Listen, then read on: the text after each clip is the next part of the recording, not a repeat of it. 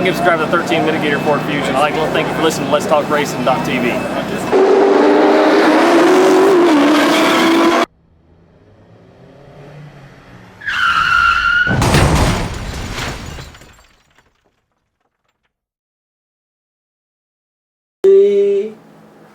Are y'all having fun over there? I'd like to welcome everybody to Let's Talk Racing. I know y'all are over there being technically challenged. Well, you got that right. What do you expect? I'm doing the best I can working with him, but Scary thoughts. room over there. So don't have it move back. I got y'all centered now, okay? Each on the screen. I think Roger's trying to get us closer. Something wrong with Roger. Now we really know how y'all are, so. Well, we're waiting on our first call. Where he is? Who's coming first? Joe Falk's supposed to call. Oh, is it? Mr. Joe Falk. Anyway, run down the lineup for tonight there, guys. Go ahead. You know who's on the show? Yeah. Who's on the show? Well, I know Joe Falk. I don't know who the other Jimmy Weller. Jimmy Weller, NASCAR Camping World Series driver. And Joe Nemechek and John Nemechek. And, Yeah. Don't forget when John gets on there, make sure we wish him a happy birthday. You do not have to sing it, Scott, okay? Why not? I can say I'm impressed with how he's done, though. yeah, the whole team has done good. Although the other night in the truck race, I said, damn, John's doing pretty good. Then I seen it was Joe. Wrong Nemechek, huh? Yeah. And well, yeah, got some sad news to start off with. Judy Dunleavy passing away this week. Yep. That's really tough. Hey, I got notice real early in the morning from some of the people I know in NASCAR that know him real well. So. Yeah, I mean, that is kind of a shame. I mean, I was when hoping you think the 90 car, you think Junie Dunleavy. Yep. And all the drivers he put in that car. The list goes on and on and on. I was looking at it the other day. I mean, just not drivers. I mean, you talk about crew members that started up around here that first worked for Junie Dunleavy and then went on to somewhere else. Tommy Baldwin. That's what I was thinking. Jason Turner, who's with Hendrick as their head man in the chassis department. He started with Junie Dunleavy. Terry's one and only ride in Cup Call was from with Barrister Global. Okay. But it's a lot of. I mean, it's a lot of people that's that's come through that shop. Mm-hmm. A lot of drivers that have gotten their start there, or that was her one and only Cup ride. So at Rockingham. And their last race was 2004. Junie's last race was 2004 at Rockingham with Hermie Sadler. Oh, really? Mm-hmm. Hermie told me that the other day that was the last time they raced. So. Is that Virginia for lovers? I don't know what was on the that car. That was a 25 nationwide. Yeah, but I don't know what was on the car then. It was 90 though. It was a 90. My brother got one of his paint schemes from the 90 car. Oh, really? Mm-hmm. He even ran the number 90. We've done that for years just because of that.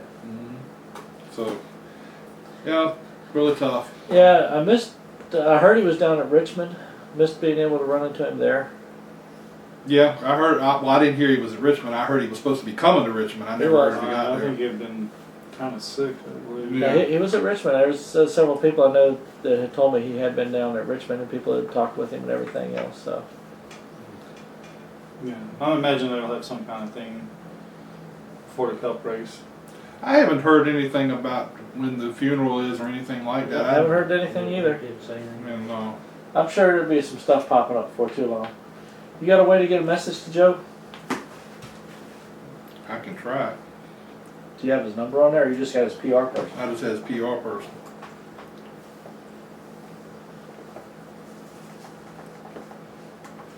See that, or we can tell Jimmy we can start him early and then have Joe come in after Jimmy. Oh, Never mind. Disregard that. Well, Go ahead. Yeah, well, you had some technical difficulty. Let's talk racing. Hey, I'm trying to get a hold of Roger. Is there any way that you can connect me to him? Yeah, hang on a second, Roger. Thanks. Come on, push the hold button. I think that wasn't the call we were looking for. No, it wasn't how we were looking for.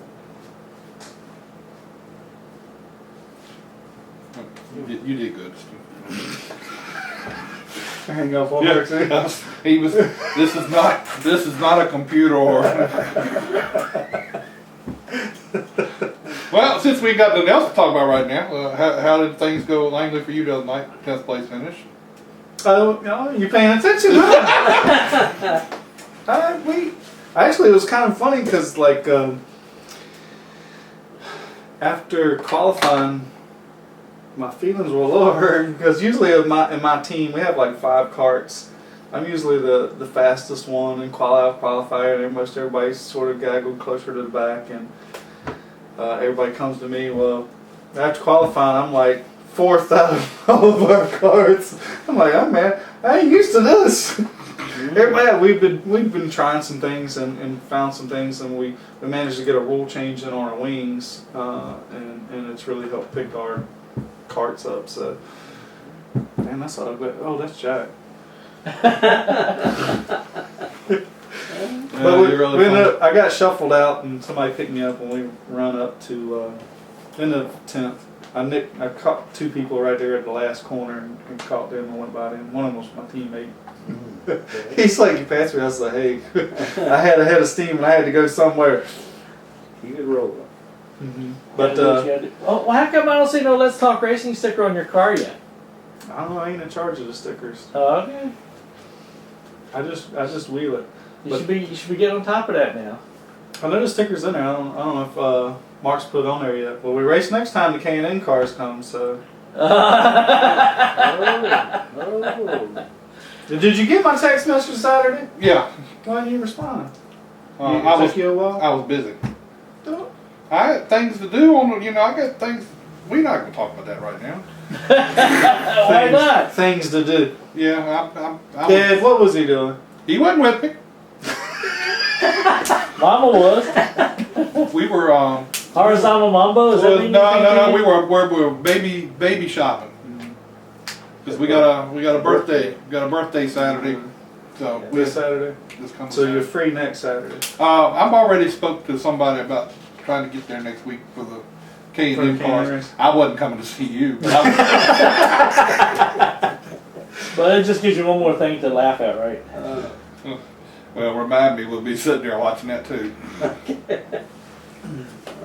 What I think is nice and neat is that a lot of times the K&N guys, when the champ guys are running, they'll get up over and turn 3 and 4 and watch those guys go zipping through there. Because a lot of the crew members race cars. So they're always interested in because nobody else races like we do. I mean, everybody's on a little small track. Because we draft. I mean, if you run by yourself compared to in the pack, you're a second a lap slower by yourself than you are in the pack. You have to draft. And if you can have 3 carts in a row, you're doing pretty good. But 3 carts are faster than 2 carts, and if you can get 5 carts, but it's hard to keep us all together. You can keep going, but it's a ton. It's like running Daytona. I mean, it's you draft each other, and you push, and shove. Slingshot? If you got to root somebody off the bottom of the racetrack, it's kind of like we have the same rule. You're not allowed to go across the yellow line. Of course, a lot of the guys do it. That's the only way. You can't go if you're in equal equipment. You can't go to the outside and pass. You just can't unless you got a big head of steam. Because what happens when you draw up next to the car inside of you, you stall out from the air coming off the front of that car, and you have to pull away to get the air to go between you guys. But if you have a run, once you break their plane, then you can suck that outside lane. But it's really hard to do. So usually, most of the guys have been doing it a while. They're running the back of you, and then they just get their bumper under yours, and they just run you up a little bit, and then they go by, and you're on the outside by yourself. You just go to the back, and hope you can catch that train when it goes by. If not, then you're just a sitting duck, and nobody's gonna pick you up because that's just the position, and you're going a second slower than them. They got to slow down to it hits you and gets you up going, and it takes you, it takes us a couple laps to get up to speed. But it's a lot of fun. It's a little it can be dangerous.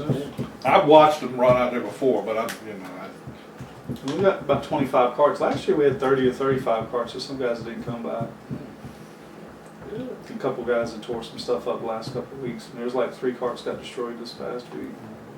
Somebody spun somebody out on the front stretch. People run right slam into them. But I see. So I don't know if somebody was just listening to our show last week, or I seen somebody post something about Humpy Wheeler saying we don't too many pretty boys in the sport. Yeah, and actually I saw that a lot they actually ran over that again on some It's other funny. shows. I've been noticing there's some other shows like ours, and our guests are on their show the following week after they're on our show. Have you noticed that? yeah. Because the funny thing is Bob Pockris had Jeremy Mayfield today. I've seen the and I article. haven't seen the interview, but I just Well, it says it's going to be live. sometime. well that didn't work. Oh, okay. It didn't work because I was sitting there at 1 o'clock waiting for it to come on, and it didn't ever show up. So they come back and said they had technical difficulties, and he was going to put it back on at a tape delay. But I wish I would have just asked Jeremy, honestly. Okay, well, if you're willing to go through it now, why didn't you just go through the program? He's still adamant that he he's- did Okay, it. well, if you didn't do it, He okay. says he didn't do it. And I can understand if you truly believe you didn't do it. I find that very hard to believe. With the other things that have gone on, with him being arrested for stolen goods and methamphetamine, he was arrested for possession of that stuff. That just Well, by him, everything was cleared out by January. no. That's what He he said. just he That's what took he a said. plea. If you look at it, he took a plea. So I just said it didn't was go on. cleared out. It doesn't No, there mean, was nothing cleared out. No, he was no. convicted. If he took a plea, then it's cleared out. Yeah, I mean, It's all in other words, the case is done. The case is done. So but it's clear- he's still no. He's convicted. Right. It ain't cleared. But no, He's I didn't convicted. It's say on his his name record. was cleared. I said all this stuff has been cleared out, which means And that's not a good term to use. But basically it might it should be be finished, but completed. he's still convicted. it should be He completed. agreed. This is what I've done, but I'll take this smaller. He took an Whatever. offered plea that basically just says I'm gonna agree to this and say I did it or say I'm guilty of it, but Yeah. I'm not gonna say whether I did or didn't. But Yeah, they still don't have funeral arrangements yet for Jenny. Nothing really. And then wonder where there was talk about Biffle leaving. I know there was big talk about. Biffle's gonna be back. Oh, well, that's what I heard. But I think what is it? Carl is probably going to be in a Toyota next year. Yeah, because Penske says I'm not signing him. That's what I've understood. Yeah. I guess it's a Penske's not really gonna big. sign. The word is that he's could be at a fourth Joe Gibbs car. If the sponsorship comes through. If the sponsorship will come with him to some of the sponsorship to come with him over there, that they would take him and be a fourth car. Don't know if that's the way it's going to work out or not, but I don't see Carl. One of the two is not going to be back next year, and it seems like Biffle's already agreed that he's coming back. Yeah. So that doesn't. That means one of them is going. He's going to be the one out. Yeah, kind of earlier, a few weeks ago, it was like Biffle was leaving and maybe Edwards was staying. And it's all but cut and dry that Sam Hornish is going to be in the 21 next year, replacing Yeah. Trevor Bain. That's already cut and dry, supposedly. That's just a matter of waiting until I was wondering who was going to fill that. contracts stipulations come into play. With him, the thing is he's still under contract for Gibbs through the end of the year, and supposedly he's not supposed to Talk about it. move to another. And I think he's still got it. He's still under some kind of contract with Toyota for the year. So you can't do it. But anyway, Yeah, I think he will do them a good job. Now, which I hope freaking that's one? not. Probably the next Let's talk racing. Hey Joe. Oh goodness, yeah, I'm gonna have to get in touch with the other guy that's supposed to call it. I'm calling him just as you were calling. But we'll go ahead and put you on, and I'll go ahead and get him to call in a little bit later. All right, stand by. Amen. Let's talk racing. How you doing, Mr. Falk? I'm doing good. How you doing, Dave? We're doing pretty good. You got Jack Dodson and Scott Allen and Roger Brehm with you tonight here with the Let's Talk Racing show. And well, how's things in the Charlotte area? You down in Charlotte? No, I've been traveling today and just got off the plane here in Fort Myers, Florida. Wow. And that's why I'm a little bit late calling in for you. Well, let me start off with a question for you that I don't know how much involvement or how much you were around, but give us your opinion and your thoughts on Junie Dunleavy.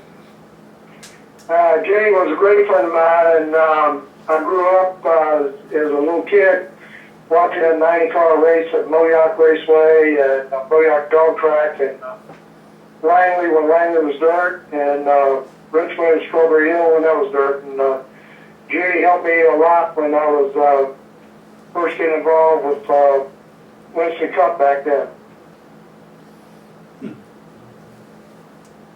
So, and I always wanted, hope one day I'd get a chance to drive that 90 car one time. Yeah, he had a lot of good people come through there.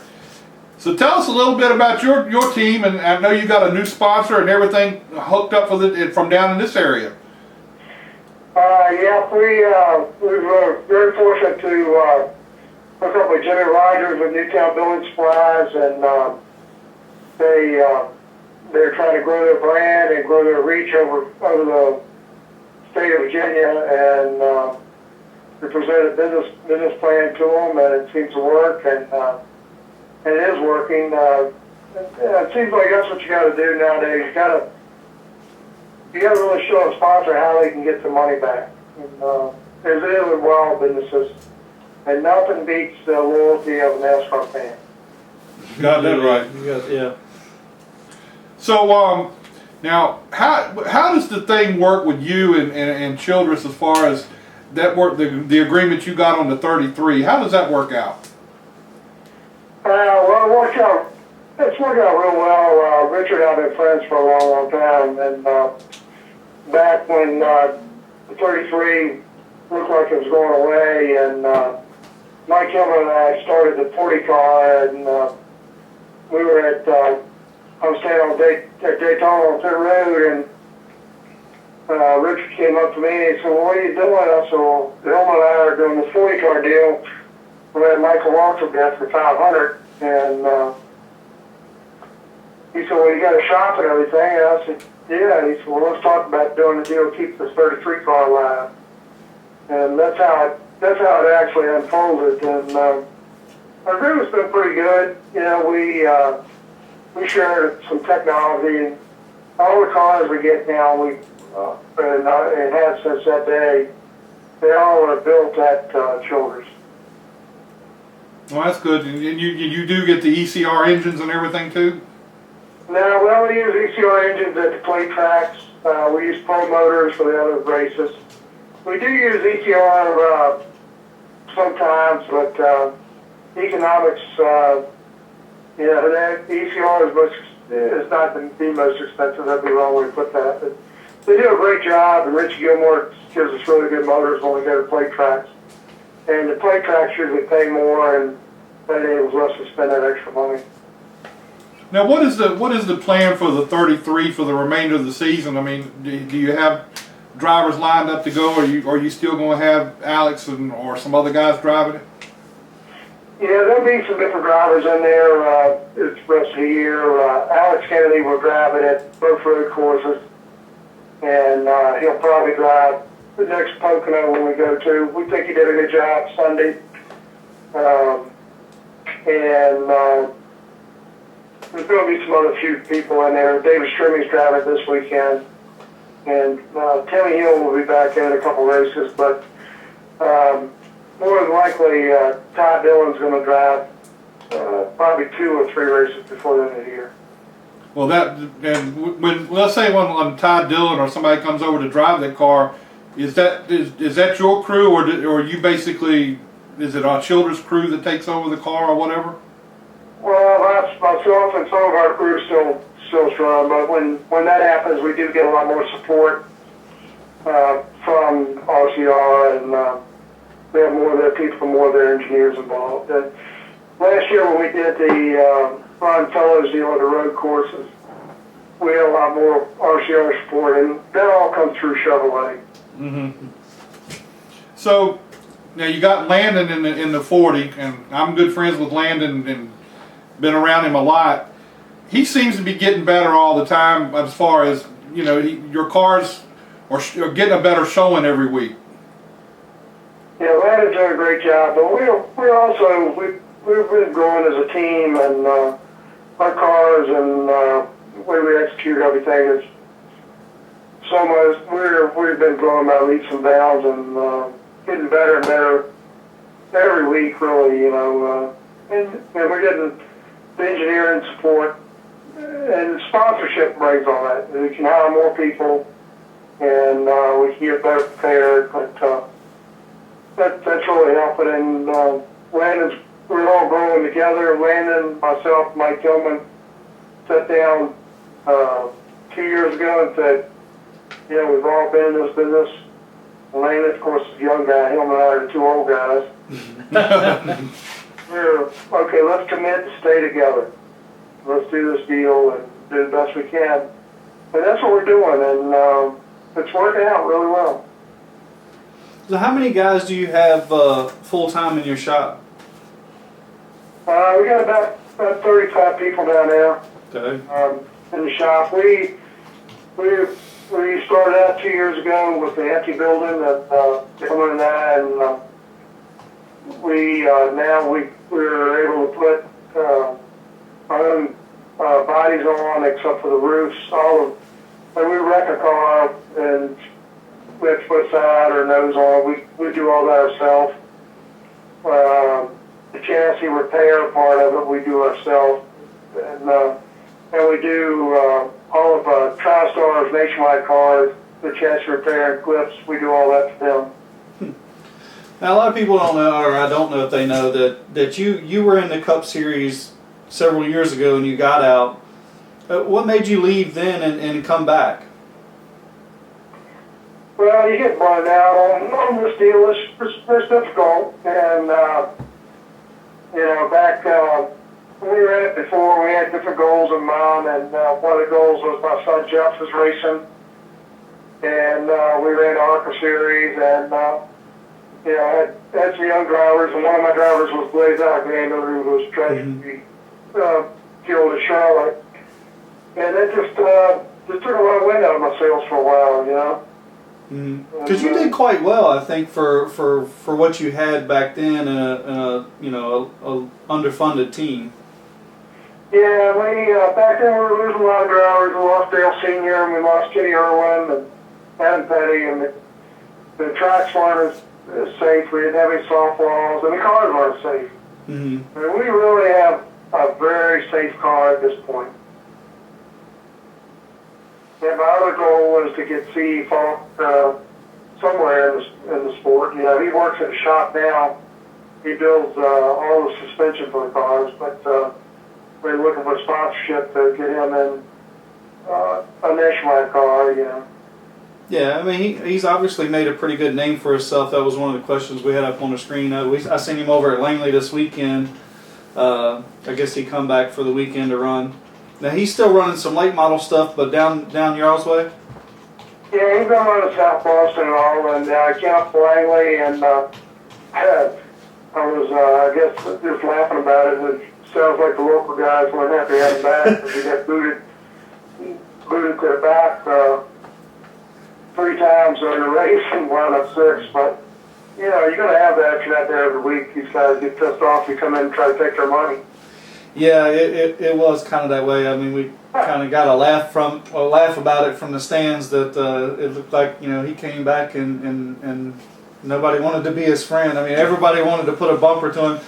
It was fun to watch. I was waiting for him to retaliate, but he didn't. Nah, he won't do that. See, it's not like his Uncle Joe. I would have waited and took them all out. But Well, I probably would have too, but But at least we're helping out CE a little bit when it comes to the Hampton Heat Race in the next couple of weeks. Yeah, that's one reason he come up there, because he want to be prepared, and he really wants to win that race pretty bad. Mm. Yeah, I mean, he's really done a good job. So, I mean, have y'all got any prospects to get him in a nationwide car? Well, we've been working on some things, and everything hinges on sponsorship, and that's the whole problem with all of racing, and that's that's one of the reasons we do the development deal with the 33 car and so many drivers coming through there. Is that's the way to keep the thing going, I mean, those cup tires are $500 a piece, as we all know, and when I get to the racetrack, the first thing I have to do is go to the Goodyear truck and give them my American Express. Rack up them travel miles at least. Yeah, we had it. Hey, but then we eat up the travel miles on the travel. Right. Yeah. So are you staying mostly down in Charlotte, or you still stay up here in Chesapeake? Well, no, I'm in Chesapeake every week. I don't during the racing season. I don't stay in Charlotte very much because we're at the racetrack. We got to be there on Thursday, and then you get home Sunday night late. But my son Jeff Falk runs the dealerships all 100% all the time, and so I'm just in and out. But so much of it, you've got to be able to be available to the sponsors and talking to people, potential sponsors, and that's how we got together with Jimmy Rogers and Newtown Building, was relentlessly just being on it. And he went to some business people, and one of his business advisors lives in Chesapeake, and he said, "Hey, what better way to get your name out than hook up with Joe Falk and do something?" And that's how it happened. Yeah, I mean, I think it was a great thing, and I think he'll get, I mean, obviously he's probably already got a ton of exposure out of it. I mean, it was big news around here, and it's nice to see two local people work together. Yeah, it worked out good. I mean, we got him on the call as a trial deal at Richmond. Like 4 days later, he had to go to Richmond for a meeting, and Jimmy's very involved in politics, and he was at a dinner, and somebody talked to him and said, "Hey, you're the guy that was on the race car in Richmond. You got a race car." And he says, "Well, no, I just sponsored it." And then 3 more people did. So then that, of course, helped us. The next day he's calling me up and said, "I can't believe how many people were telling me about this." And he didn't even come to the race. He couldn't do it. He said a whole group and his employees, and but I got him very enthusiastic about it. Mm-hmm. Now, it's you and Mike Hillman basically with the organization. Who else is involved with you as far as the team is concerned, as far as sponsorship, or with you as far as part of the ownership or whatever? Mike Hillman are technically 100% owners, and we have Doug Fuller and Matt Miller from Freetime Marine, are partners of ours from the get-go, and Buddy Morissette out of Northern Virginia with Interstate Moving and Storage, and of course now we have Jimmy involved, and we're more of a family deal. We still are a family deal. C and Wesley are working down at the shop, and Mike Hillman's future son-in-law has been there and been with Hillman for 10 years, and that's just the way we do things, and you hang around with us. Still, we're not a corporation. We're a family deal, and Mike Hillman's son Mark is a crew chief on the 40 car, and Mike Hillman Jr. is working for Turner Scott as a crew chief, and we'd certainly love to bring him back home, and with my sponsorship, we will, So how many open slots, sponsorship-wise, do you guys have for the rest of the season? I mean, you guys pretty much sold or no? We have a deal, and the contract went out to the people today. Some more races for Landon, and I think probably after this weekend that we'll probably only have about 6 or 7 races for Landon that are not funded, and then we've got a few openings on the 33, but it's been pretty good. And I've got another local charitable cause that we are signing up with, and we should be able to announce that in the next 2 weeks. Yeah, I mean, I think you've done pretty good for for a low budget team to keep going. I know I tweeted you one time at Martinsville, I think it was last fall, and I asked where you guys running the whole race, and you were like, yeah. I'm like, Dag, you know, these guys are, you know, I just commend you. I think you guys have done really well for no more resources than you've had and moving forward with it. Yeah, we've been real fortunate, but we've been fortunate that Marshall and I both can, you know, you give us a piece of steel, we can build a whole car. So that helps us in keeping the cost down. Like I said, we can put the sides on, and if you send it back to Childress and have side put on, your bill's going to be about $14,000 for one side of the car, just the sheet metal. Gracious. I wouldn't have thought that. Well, just tell Matt Miller to go ahead and give you some more money. I'm sure he will. Yeah, it's pretty crazy what things cost to do, you know, but even buying a used car, you know, or at least the engines, at least the two engines for both cars for the upcoming Daytona race, and it's $90,000 per car, so that's $180,000 commitment that we make right now. Well, well, we appreciate your time tonight, Joe. We appreciate you calling in the show and taking time to call in. And Well, one of these nights we're going to have to coax you over to this side of the water. Come be on here live with us. Yeah, we'll have to figure out when we can do something like that. And, you know, again, I apologize for calling in late, but traveling, you know, you never know what airlines are going to do. you got that right. Enjoy the weather down there while you're there. Yeah, hopefully. All right, well, we appreciate your time, Mr. Falk, and we'll talk with you again soon. All right, thank you. Bye. Thank you. Thank you. Oh, I'm sorry. Look now, I'm are you sorry. going to give me the job or what? I'm sorry, I didn't mean to do that. We'll say, I don't think people realize how long the Falks have really been around in racing. They've been around for a long time. But I was going to ask too. You know, they actually started in drag racing. That's how they got started. The old man drag raced. Yeah, he had a little gas station on Indian River Road. Charlie and Joe's father. I think there's three brothers there, I believe. Mm. Well, they've been around for a long time. Yeah. I've seen the dealerships for years. And who was the guy that run the Grand National Series for a while when it was back in the day? Oh, Eddie. Eddie Falk. That's Yeah, it. that's CE's dad. Yeah. Okay. I couldn't think of his name. Yeah. Oh, Eddie. So That's Charlie's son. Oh, okay. There's Charlie, and then Eddie, and then CE and Wesley. That's, you know, obviously his. Well, see, Wesley's not driving at all this year, is he? Nah, he was over there helping him. But I'm gonna tell you what, he definitely didn't have any friends. I mean, they rooted him every time somebody got to his bumper. They drove in. They'd get to him, getting in the corner, and just like not lifted, and just drove him down in the corner. I mean, everybody did. I mean, he was like he was on an island by himself. Did Woody Howard race this past weekend down there?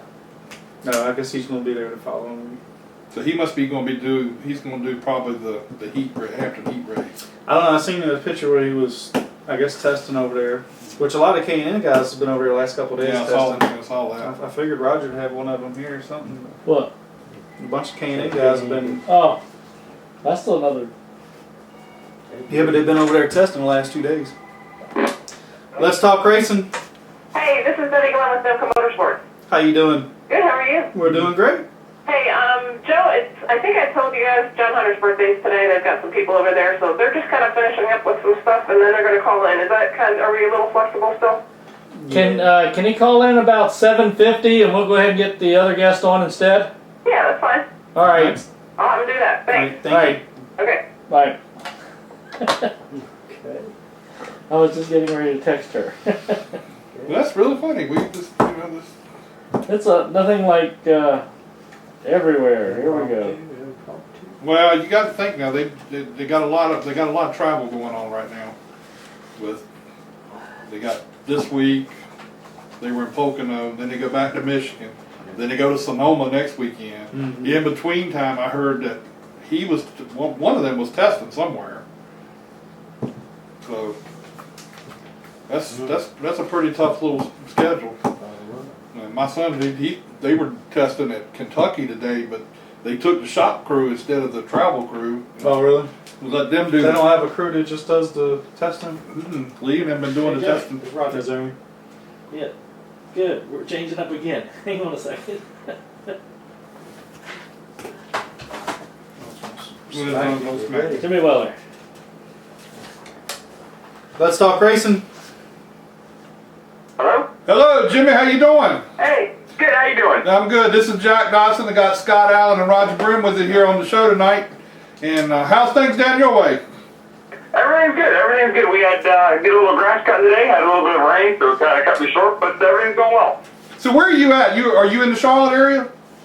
No, sir. I'm actually Youngstown, Ohio, is where I'm from. Oh, okay. All right. It's like right outside of Youngstown, it's Liberty actually. But so now I'm up here right now. We came from Texas, and then Friday night we raced up here on Saturday. So whenever I don't race down there, I run a dirt modified up here at Sharon Speedway.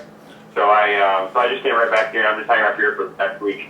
So you do a lot of racing on the dirt series with the dirt cars too, then, huh?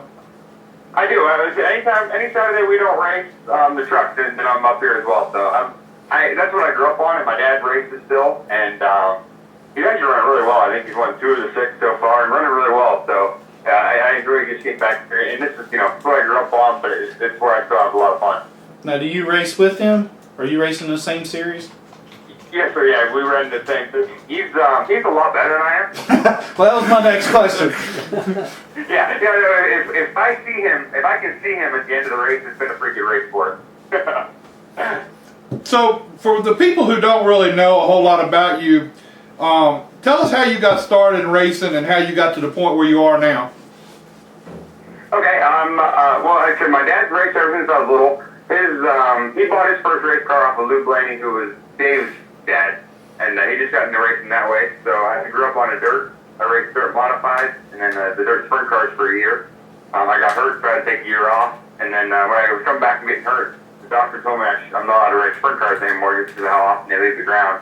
So I got back into a modified, and then I ran asphalt 8 model. I raced up here for 2 years, and then I moved down south. Dave Blaney actually moved me down there with him, and I worked at his shop for a couple of years. We ran the NASCAR K&N series out of there before switching over to the trucks with SS Greenlight Racing. Bobby Daughter's been awesome to my family, and to me and my family. So we're just switching here, and everything's been going really well with it. I'm having a lot of fun. And you had some pretty good runs in the trucks how many races have you run this year in the trucks? This year, 4 or 5. I don't know. We've had some good finishing. We finished 9th at Daytona. That was my first time there, and nobody was more surprised than I was. They gave me an awesome truck, and Rocky was my spotter, and Jason on the radio, crew chief wise, Jason Miller. They drove a lot of that race, and then towards the end they kind of let me go. So it was everybody worked together. We had a good car with it, but everybody worked together and was teaching me as we were racing. So it was a lot of fun. And hooked up with SS Greenlight and Bobby Daughter and Dylan and being around the Blaneys and everything. That's kind of like a little group that came from the up north to come back down here to race, right? It really is, yes, sir. Like I said, Dave grew up where he's from in Ohio. He grew up 20 minutes from where I'm from, and then he owned Sharon Speedway, and my grandfather is actually a part owner of that as well. So we've always been really close to the Blaneys, and he's done everything he can for me. I can't begin to express how much I'm grateful for it. He from when I first started racing late models, he flew up on his own dime and came up and tested with us, and then flew back the next day. He wouldn't let us pay for anything. He's always gone over the edge for me, and I really appreciate that. So, but driving for SS Greenlight, they're not one of the big name teams on the circuit. But how are things over there? Are you getting any assistance from anybody else or anything like that, or y'all just stand alone? Well, we're kind of standalone, but we're also getting help at the same time. But it's mainly just a standalone deal. The guys they got in there, Bobby's, he's a smart dude. Jason Miller, our crew chief, his dad, a lot of guys that are working with us, they're all smart guys. We're a little underfunded team. We don't have the high dollar motors and everything else a lot of the big guys have. But they were, this is a great place for me to learn, and I'm learning, I'm working with these guys. They've been awesome to me, trying to teach me. So, we've been running really well. They told, they were up front with me from the beginning. They said, we're a little underfunded team, but this is the good place to start, and it really has been. They've been awesome to me. So I think that it's helping me out a lot because I can learn these cars. If I were to get in the cows stuff right away, or one of those top teams, and if I don't win the third or fourth race out, I can't drive. These guys here were able to work and were able to get better, and we've had some good runs. Everybody's really happy right now, so I think we're going in the right direction. Now, you was on the K&N, when you were on the K&N series, was that the first time you've ever been on asphalt or whatever? We ran the asphalt late models. I started up at Lake Erie Speedway up in Erie, Pennsylvania, and then I ran a little bit of the ASA from home for a couple of years before moving down to North Carolina in Dave's shops in Salisbury. I lived in the truck in his shop parking lot for a few years. And, so we did that. Then we ran the Pass Series for 2 years, I believe, before, the Pass Late Model Series, before switching over to the K&N Series. All right, now will you be doing the truck race at Eldora for the team, or is that one of the races you won't be going to? Yes, sir. No, that's the one that I'm supposed to run that one as of right now. Yeah. So we ran it last year in the 07. It was a very minimum deal, but I had a lot of fun. And if we could really, Kenny was the main driver for that race. He was in the 08 or the 81 at the time. But I was able to learn a lot of stuff, and we're going to be a lot better going back this year than we were last year. So I'm looking forward to it. Now, a lot of people know about that big crash you had at Charlotte a couple years ago. How hard was it to get back in a race car or whatever after that type of situation happened? You know what? It's one thing that never really left me. That's what I've always had in my mind that I wanted to do. As his mom said, my first words coming out of the coma was, when I woke up, I whispered to her, "I can't be here." And when she, said I had to be, I was sick. She told me I was sick just to not scare me. And so I said, "No, I got a race next week, and I can't be here." So it was, and it's something that it's never left my head. And we actually seen a couple of doctors in North Carolina, and then they sent me to see Dr. Trammell out in Indianapolis, who was the IndyCar doctor, to get the final okay. And I did a lot of praying before that. I said, "It's what you want, God. It's what you want me to do." And when he gave me the clearance to race, I figured that I was, I was safe. The first night I practiced, I thought about it, like it was in the back of my mind up to the race when I hit the racetrack, and then it was gone. So it just kind of all came back, and I thank God every day that I get the opportunity to do this again. So I'm having a lot of fun. That's got to be a tough situation, because you said to sit out for how long? A year? Was it a year? Yes, sir. Yep. Yeah, it was, as tough as it was tough going to the racetrack, not just the race, but, it was one of them times where, I was graduating high school. There was a lot of opportunities to, go to college, go to this, go to that. I'm actually kind of thankful what happened then to where, this made me decide this is what I want to do the rest of my life. It was always what I thought I wanted to do, but after seeing it to where you couldn't race for a year, I mean, that ate me up. So that's when I knew that, I'm doing everything I can to make it work now. So, we're fighting for sponsorship, we're fighting this, we're fighting that, but I'm giving it my all every day just because I know what it's like to not be able to race, and I didn't like it. So do you work in the shop with them during the week, or do you have other things? I mean, I know you say you're up in Ohio now or whatever, but do you ever go down and hang out with them in the shop and help them out or whatever? I will, but a lot of times I think I'm more of a distraction than I am a help there. Well, I've heard a lot of times. I work with somebody like that. I try to do all I can, but He does too. He does too. I know you're probably picked up on it. He's trying to insinuate me, but I was trying to let it go for you. I appreciate that. He needs all the help he can get. Now, I know Roger sent you a text message earlier about, we always seem to end up on this show somewhere along the line with a guest talking about a favorite place they like to eat. And since Roger done sent you the question, I'm going to go ahead and ask you, what's one of the favorite places you like to eat? I eat chicken almost everywhere I go. They kind of make fun of me because I eat chicken. My brother laughed at me the one time and said, "You eat any more chicken, you're going to look like one."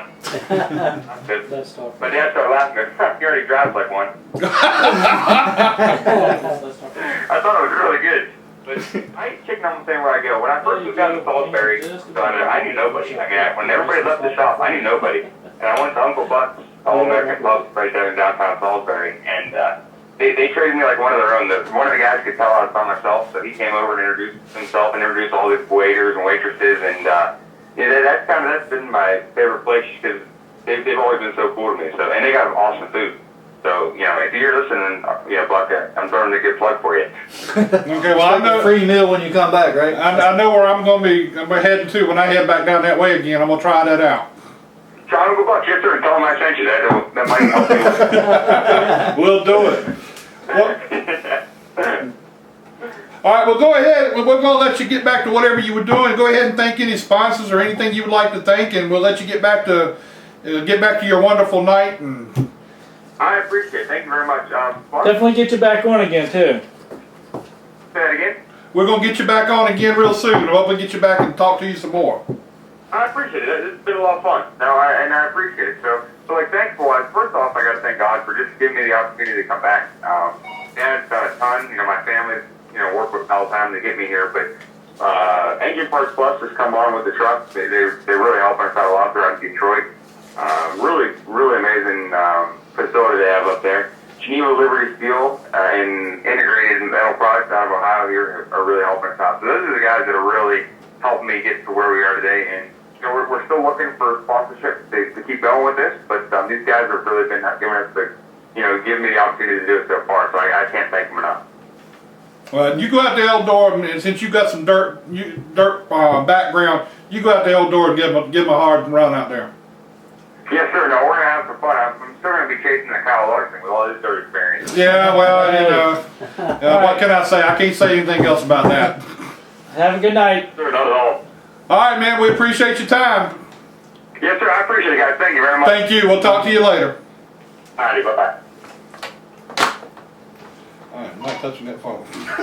Yeah, you hung up on Humpy. I mean, who can say that? Let's talk racing.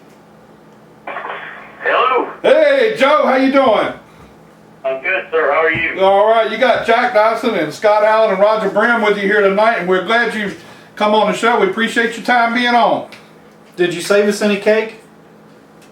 Oh, yeah. There's plenty of cake. You want some cake? You'll be glad to know I told Scott not to sing happy birthday to John, okay? Okay. Yeah, we did earlier. We want him to have a happy birthday. Yeah. I'm gonna ruin his ears there. Well, Joe, how are things going this year? I mean, you're doing the truck this year, and part-time in the 66 in the Cup Series. How are things going? Well, it's actually been a pretty good year. It's the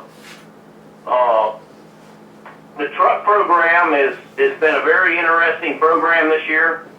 We're very fortunate to have some folks on board that wanted to help John Hunter, and I'm actually getting to race some truck races also in very competitive equipment. So to me, that's the best of both worlds. That's the best you can do, and we're starting to see some success come out of it. It's been, it's a brand new team. We're starting from scratch, and we have a shop, we have a lot of equipment, but we had to build. So far we built 7 new trucks, a lot of parts and pieces, new transporter. I mean, there's just so much stuff there, but we don't have a big notebook on what we need to do setup-wise. So we're learning that, and I think each week you see us get better and better. Yeah, I mean, you did a heck of a job this past weekend at Texas with that 3rd place finish. That was unbelievable, and John Hunter has done a great job too. Yes, both of us have, and John Hunter's right here with me, so he'll jump in here in a second. But we keep getting stronger, but trying to figure out what these trucks want. You practice during the day and then you're racing at night, and the trucks have a whole different aero balance. They drive nothing like a Nationwide or a truck or a Cup car. So we're just trying to learn all that stuff. And I'm probably struggling with a little more than John Hunter, because in the past, I've always had to free myself up so much, and in these truck races, I've just really been loose. So we're having to really back off of what my normal feel is and see if we can make the trucks better. you know, guys, you got John Hunter who just turned 17 today. You got all these young guys in the sport. Where do you think they're getting? I mean, they just come in and within a race or so, or not even a race, maybe a practice or so, they know what's going on the racetrack and are able to adapt to it. What do you think is leading to that? The reason why the younger guys are doing so well with it? I'm gonna let John Hunter answer that since he's right here. Okay. I don't know. We don't really. One of the things that Dad has always told me is we don't know better. Like when we went, I went faster than him, but it's like our younger generation, we aren't afraid to go fast, find where the edge is. Now, doing that, yes, you still have a little bit of fear in the case of wrecking or anything like that, but it's all about experience. And like everywhere that I've gone, especially Dover or Martinsville, Dad has taught me a bunch of what I know from those tracks just because he has been there for so long. He's raced there so many times. It's like most of us kids that have dads that have raced on these places, we have an advantage compared to the kids that haven't, just because there's been experience on the track and they know what needs to be done. Well, you probably grew up at the racetrack, so you've probably seen a lot of things that other guys that are coming into the sport haven't seen, and you probably filed that away. How much does the iRacing? I know a lot of the guys a lot of the younger guys, Chase Elliott and all those guys, love to do the iRacing. Do you do any of that? Yeah, I do some iRacing stuff.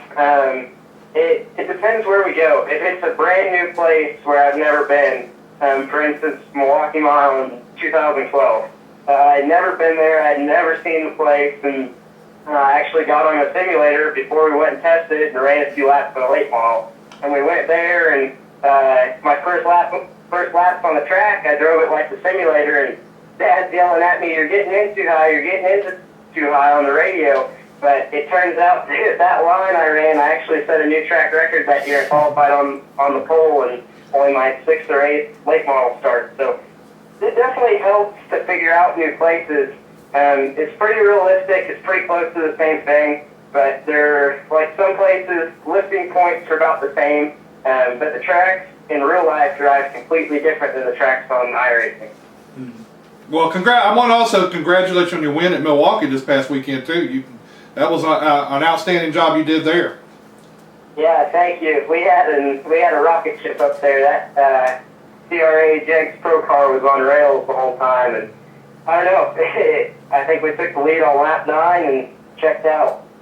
Very good. Now, you brought up an interesting thing just a minute ago, talking about your dad. And I know he's sitting there listening to you, so you be. I think he was saying he was old. No, I won't go that far, but I mean, your dad's probably sitting there listening right now.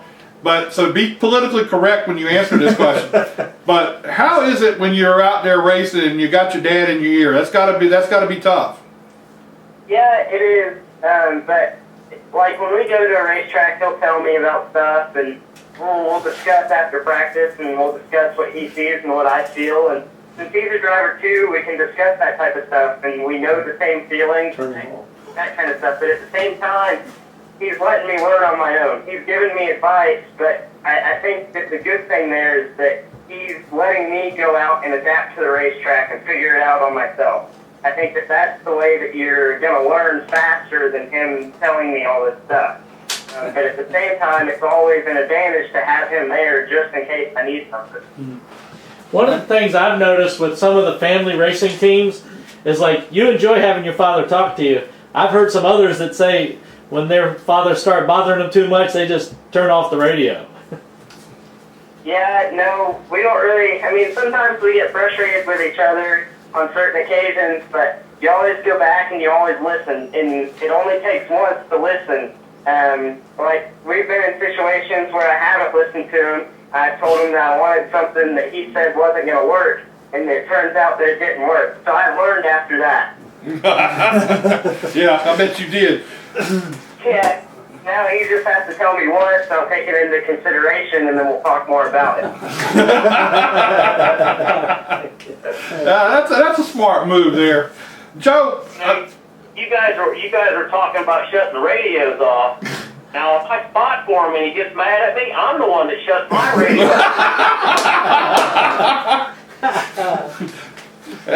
off. He don't, say anything really bad, does he? I can get heated, but Joe, I've been by your shop 100 times, and one of the things I'm really impressed by is how you got started, and your family involvement in the, your whole family involved in the sport, and the backing they've given you. That's got to be something that you've got to be very proud of. I definitely am.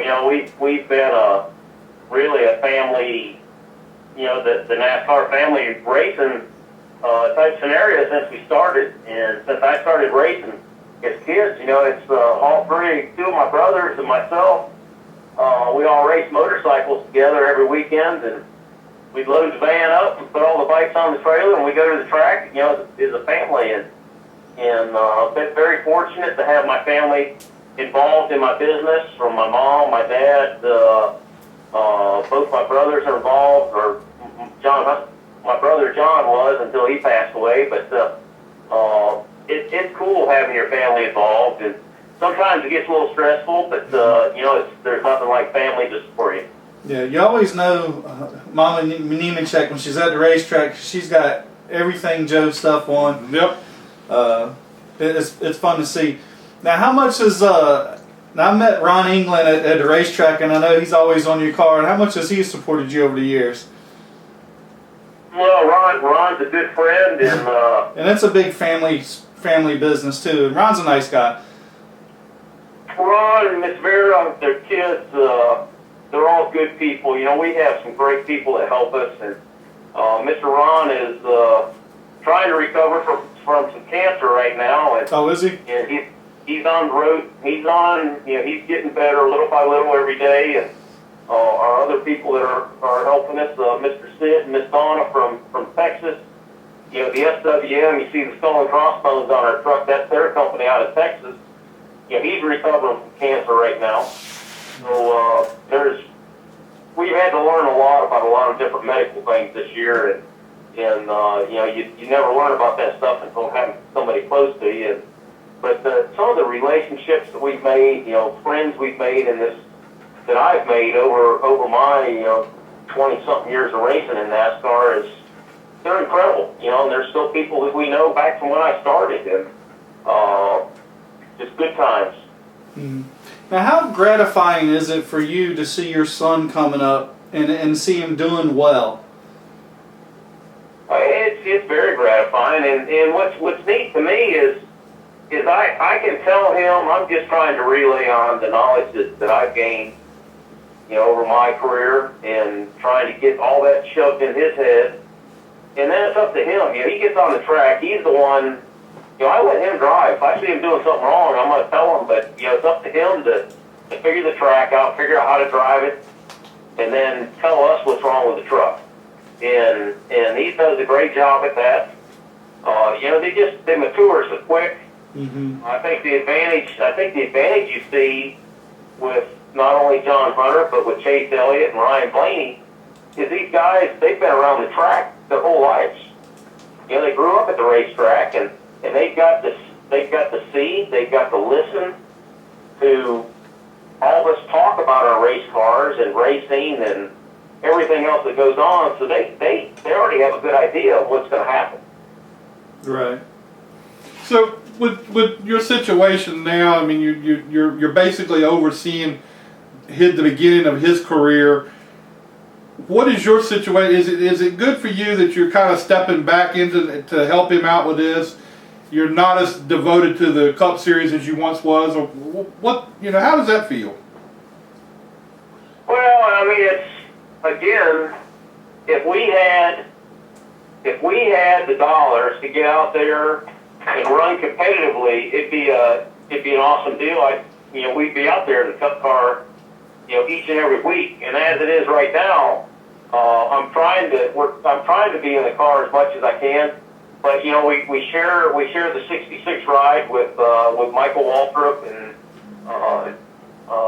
Jeff Burton.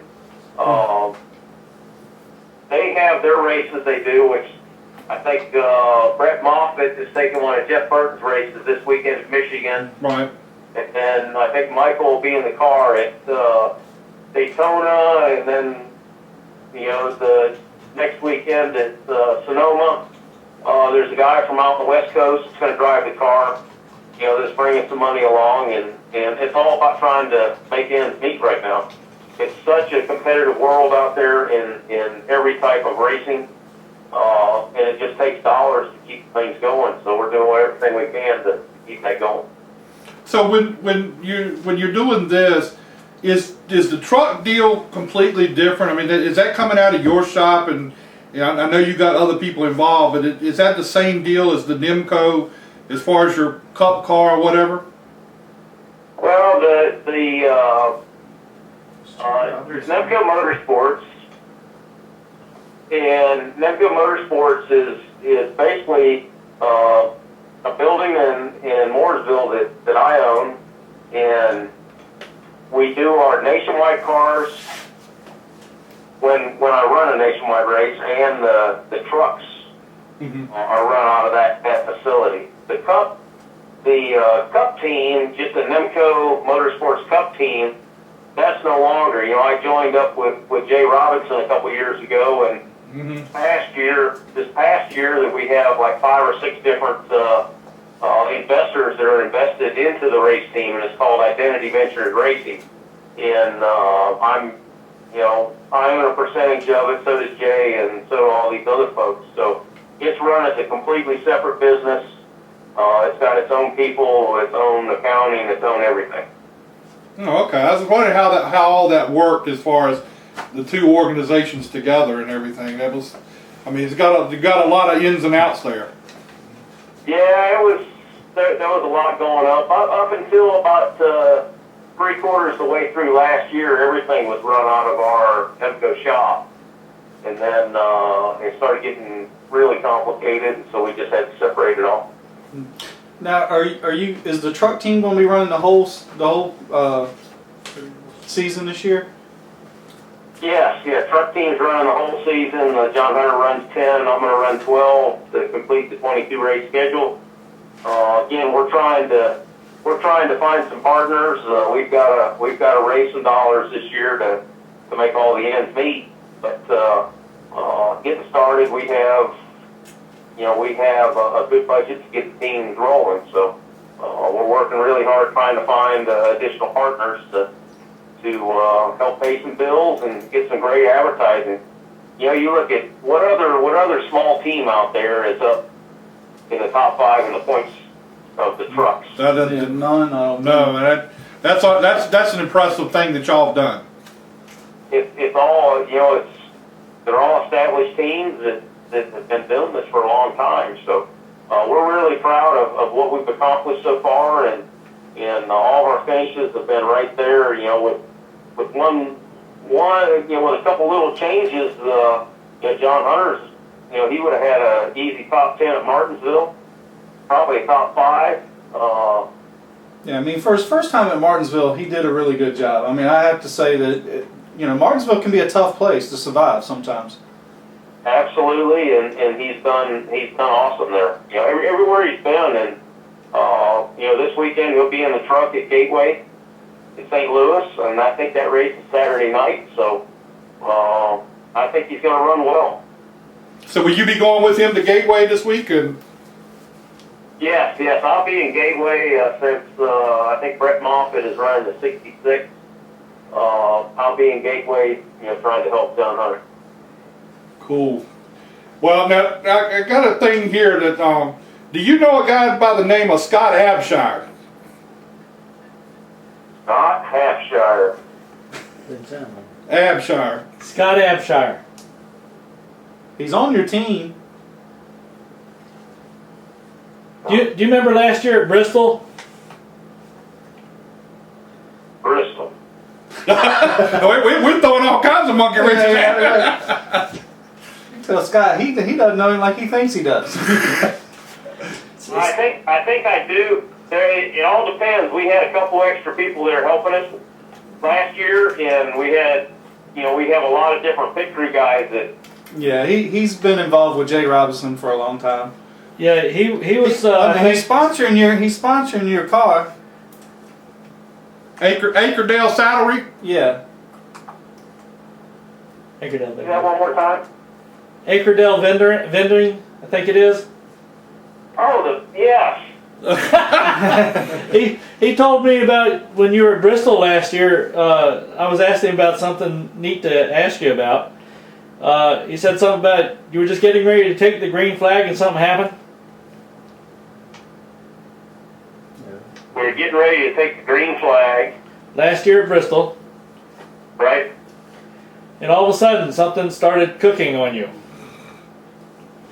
Something started cooking. Yeah, your motor. Oh, yeah. We were trying to pull that one out of you now. He said it was not funny then, but it definitely is now. Yeah, the whole pump up came off, yeah. Yeah, we didn't get to make but about 5 laps, and that wasn't good. No, he doesn't live far from us. Yeah, he's telling me to give you a hard time anyway.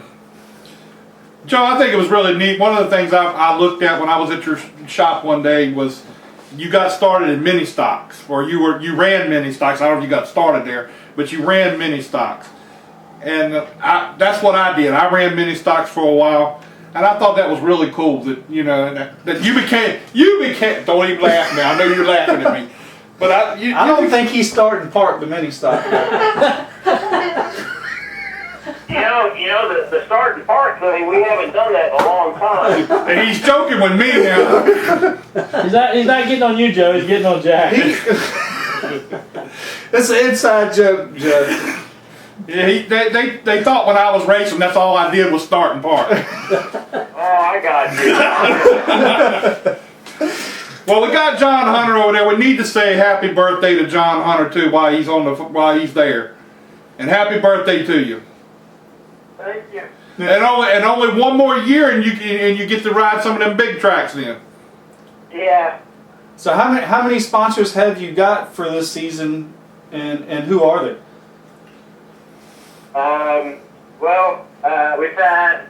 Come on, you gotta be good with this stuff. You gotta learn from Pops. We've had SWM Gunrunner on there, which is Sid and Donna Malden company, part owner in the truck. We've had Mr. Ron's Pellet Grill, or Wood Pellet Grills, Pellet Grill USA, Smoke and Sear. We've had Hard Rock Energy on the truck at Dover, which hopefully we can continue our partnership with them. And this weekend we'll actually have MD Anderson Cancer Center on there, trying to bring awareness to cancer. And they're the #1 cancer hospital in the world, and we're paying tribute to them for all they've done to help Mr. Sid throughout the year, and hopefully that they can keep helping him. And if anyone gets cancer, they need to go there, because it's pretty much the best hospital to go to. So what has been the biggest thing for you learning the trucks? What's been the hardest thing for you to understand with the trucks? Probably the weight difference in the tire that I'm used to running on.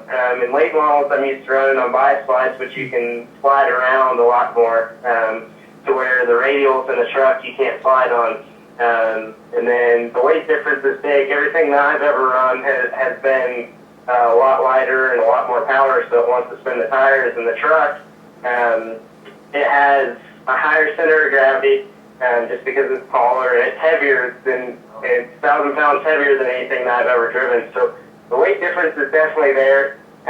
Also the different aero dynamics of the truck, passing people, or when people get on the outside of you where it wants to suck you around. It's all been trying to figure out how to use the air to your advantage, and how not to get sucked around or get spun out from the air. Well, we really appreciate your time. We know it's your birthday. We know you want to get back to your family and everything, but we appreciate the time you spent with us. And hopefully we can get you back on here again real soon, and we'll talk some more. Yes, sir. Thank you. And Joe, we appreciate your time tonight too. It was really great. Okay, thank you guys. We'll talk to you soon. Okay, man. Talk to you later. Thanks, guys. I heard somebody in the background talking, you know, it's like, I wasn't paying attention. So I was thinking it was about time to go hit. Yeah, she'd said about 20 minutes and we hit about 25, so. Okay. And they're like, their time is up. I was thinking it. But it's pretty cool though that to be able to bring your son up in racing and he's doing a really good job. For a team that doesn't have the money, that they don't have anything compared. They're fourth in the owner's point. Right. Yeah, I mean, compared to the budgets of the guys that they're racing against. It's just unbelievable. I mean, Which Joe has always done really well with little of nothing. but Kyle Busch is winning all the races, and you know he's out there when he's there, he's winning the races. Mm-hmm. It's really good to see that he's that competitive. Mm-hmm. So Yeah. and then Joe last week getting a third place at Texas. Yeah. That was just amazing. I know when I first seen it, I said, "Damn, John's doing good." And then I was like, up, here "That's comes Joe." Dad. Third Yeah. place. And I don't know if y'all read the stuff I gave you or not, but that was some of the stuff was about the one-up stuff. No. Well, I was going to say a little more. I had a little more I wanted to say, but when I heard the voice in the background, I thought, well, maybe I can go ahead and say it. No, I didn't hear it. I was going to keep on going. But it was good. I mean, I do think that he's just done a really good job, and I think it'd be so cool, just like you, seeing your son do well. And well, you know, in all honesty, it's more gratifying to see your son do well than it is anything I ever did. Mm-hmm. You know, it's more gratifying to see. Well, yeah, if all you got. Well, I mean, you know, when see, now we're not going to go there. I figured. well, the bar wasn't set real high. I wasn't going to let him do it to you, so I didn't. But I could totally see how seeing your son or daughter or whatever it is do well in something it's got to be very gratifying. I feel bad for you. I had two of them at the same time. It's a problem. Yeah. Well, at least your grandson. And both of them get in trouble with the other drivers. Well, you know, it was kind of a. It's a family thing. We had two different agendas when we were racing. We had two different agendas when we were racing. I didn't go as hard as he did, you know, but he tore up himself. Yeah, he tore up a lot of stuff, and I was pretty when I come back. You mean the car was? Yeah. And he was always first in line for the ride thing, you know. Yeah, now, I see, I'm not going to live that down. No, you won't. Exactly, that's exactly what I did. I'm proud of what I did. But he just started grinning when I said, I don't think he ever started parking the mini stop. 25 laps. But it's funny. Hey, wait a minute now. It was only 25 laps, but I was there the night they ran the 75 laps. Oh, yeah. Did you? You only run 70 laps, right? No, I ran the whole 75 laps. Too bad they were done 25 laps earlier. No, I think that night I didn't finish off the lead. Did I? That night I didn't. Y'all didn't finish that race. No, we tore it up. Yeah, y'all didn't finish that. See, the key thing you got to learn. Why are you looking at me? You got to go slow to go fast. Is that what you're gonna say? The key thing you got to learn is you get back there and you watch all these other guys beating on each other, and you can. I ain't got enough patience. I got to get up right there. That's what his mom said something was. But you could tell it was getting ready to happen. I'm sure. You can ride behind them and you say, in a minute, them two gonna go at it. And what I was doing, I was going 2 more spots. He sure But did. the next time we're at the racetrack and I see Ron England is kind of funny. He's this little fella, and it's a pretty cool story. He owns the biggest manufacturer. Any wood pellet stove in America is made in his manufacturing plant up in Northern Virginia. Everything that you buy at Home Depot or Lowe's, it's all his stuff. And he's crazy. He's wide open. He loves to drink. But he's a really nice guy. He invented a thing. It's like everything he touches turns to gold. I'm sad to see. And he's tough. He's got 2 daughters that grew up in the business. And it's kind of funny because they just don't come in and work in the office. They started loading this and working a forklift. They have to work their way up the business. He don't give you To nothing. actually learn the business from the bottom up. Yeah. That's the way you should do. And he always preaches to me that in your business, I want to be the dumbest son of a bitch in my business. I want everybody I hire want to be smarter than me. Of course. And him and his dad started out. He went to the service and got out. Well, you ought to be running the world by now. I got to get some smart people. But him and his dad, some guy was an estimator for Sears or something, and Sears was selling this stove, and some estimators like, you can build that stove for X amount of dollars.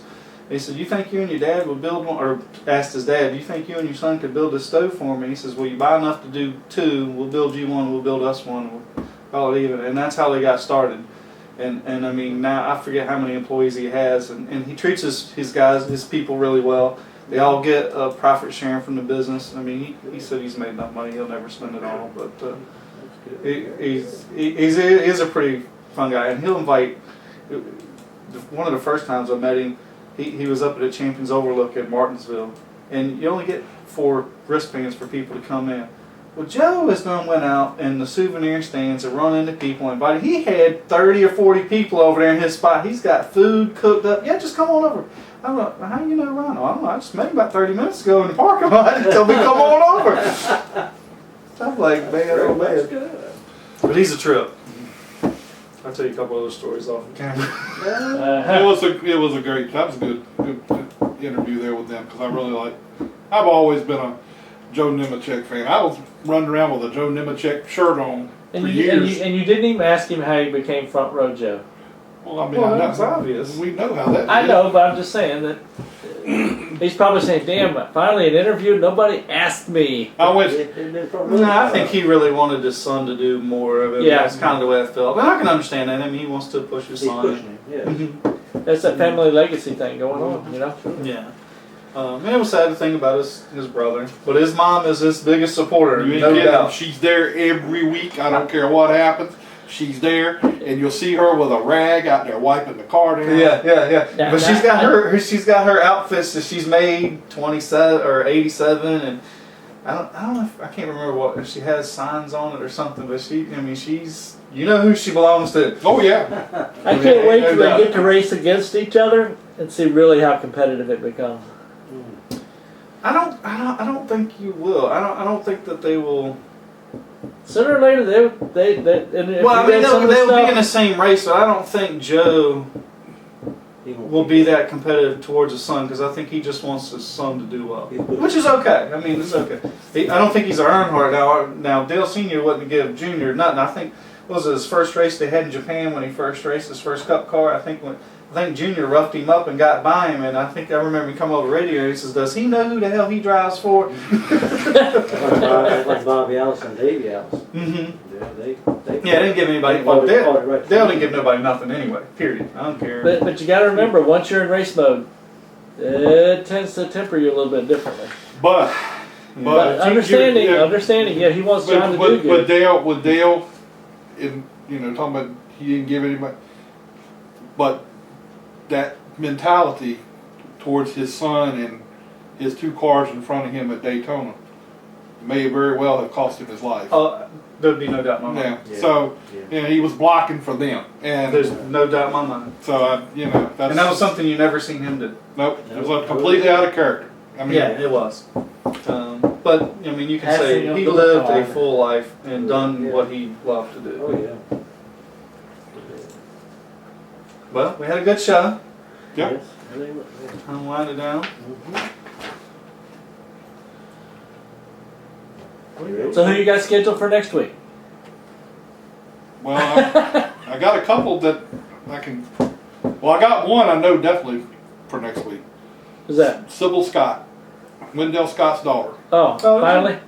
I've talked to her several times, and I think I told you I talked to her. I believe it was her up at Martinsville. yeah, she was at Martinsville. Yeah, I always see a couple of his sons at Martinsville usually. When the race that Bubba Wallace won, she was there for that, and the whole family was there for that. Yeah, that was the one I talked to her. I was at the credentials trailer getting the credentials, and she just happened to be parked right beside me, and we probably talked for a half hour or more. I know. I'm going to have her. I got to get her to say yes. I mean, that she's definitely going to do it. I'm still waiting on a response from the Tim Dot guy too. And Curtis Turner's daughter is the curator of the Curtis Turner Museum up in Roanoke. And I've Is he talked to from her. there again? Run it? I mean, Yeah, I didn't know that. we're kin to him. He Poor probably guy. don't want you to tell everybody that. Poor guy. I got something to say. Don't be He looks scared. forward Scared so much to come see me, don't you? Is this one of the times you say, "Thank God it's only on a Wednesday"? Yeah. Once a week, 1 hour. But Your this longest weekend, hour? no, not this weekend. Next weekend. Yeah, next weekend I'm gonna come out there and watch him race them. That'll be the week you'll be in the back. Upside down, or No, you don't want to be upside down these things. I mean, we're running right at 65 miles an hour. yeah. I mean, they're a ton of fun. Well, there ain't no Johnny Rockets there, so I know you're not gonna quit early. No, there ain't no food. Afterwards, we just go up in the. We do have a friend that's got a suite, so we just go up there afterwards and watch the race. Wow. Okay. Well, just let me know. We'll go with you. Come on. You better not go up there and forget us. Are you gonna have a suite up? You got one of the suites No, up? I just go up to Tommy Jackson, little G.I. Joe's. Oh, He's got a suite all the way to the end, so we always go up there. That's where all the kids. He used to have a bunch of wing champs. We still got a few, but I mean, one time he had a team of like 10 carts. yeah. His son's doing well in the. Well, let's go ahead and wrap this up because I know you guys want to start heading back. Yeah. I'd like to thank everybody for enjoying the show with us tonight. We had a great time with everybody. Hopefully, y'all enjoyed it as well. Hey guys, I'm Daytona 500 winner Trevor Bain, and thank you for watching Let's Talk Racing. Hi, I'm Robert Richardson Jr., driver of the number 23 Dodge Challenger for R3 Motorsports in the NASCAR Nationwide Series, and you're watching Let's Talk Racing. I'm Timothy Peter, driver of the number 17 Toyota NASCAR Camp World Truck Series, and you're listening to Let's Talk Racing. Here's your 2011 champion, David Brehm. Hi, this is David Flens, driver of the 33 NASCAR Late Model, 2011 Old Dominion Speedway Track Champion. Thank you for watching Let's Talk Racing TV. I'm Sam Hunt, drive the 42 car on the thing Let's Talk Racing. Hi, my name is Natalie Sather. I drive the 94 K&N Lady Eagle Safety, where Butler Bill